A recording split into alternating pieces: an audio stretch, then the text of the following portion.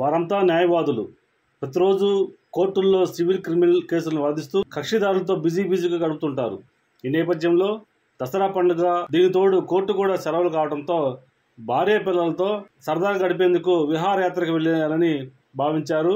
దీంతో Vijayawada bar association ఆధ్వర్యంలో ఈ నెల 2 నుంచి 9 వరకు రాజస్థాన్లోని అందమైన ప్రాంతాలను తిలకించేందుకు యాత్రను రూపొందించుకున్నారు.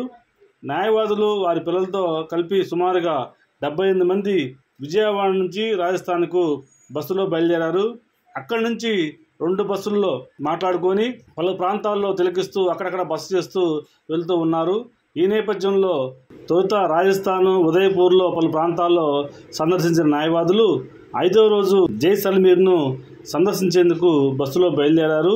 మార్గ మధ్యలో పలు ప్రాంతాలను తిలకిస్తూ ఉన్నారు. ఈ నేపథ్యంలో మంగళవారం తెల్లవారుజామున బస్సు రోడ్డు ప్రమాదం గురి కావడంతో అందులో ప్రయాణిస్తున్న న్యాయవాదుల్లో సీనియర్ న్యాయవాది సుంకర రాజేంద్ర ప్రసాద్ భార్య మృతి చెందగా సుమారుగా 21 మంది క్షతగాత్రులయ్యారు. అందులో 11 మంది న్యాయవాదులు క్షతగాత్రులయ్యారు.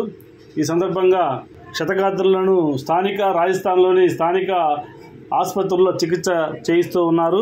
రాజస్థాన్లో న్యాయవాదుల బస్సు రోడ్డు ప్రమాదం గురి అవడంతో విజయవాడలో ఒకసారిగా ఉలిక్కిపడింది. విజయవాడలో సంబంధిత బంధువులు, బార్ అసోసియేషన్ సభ్యులు తదితరులు ఆందోళనకు గురయ్యారు.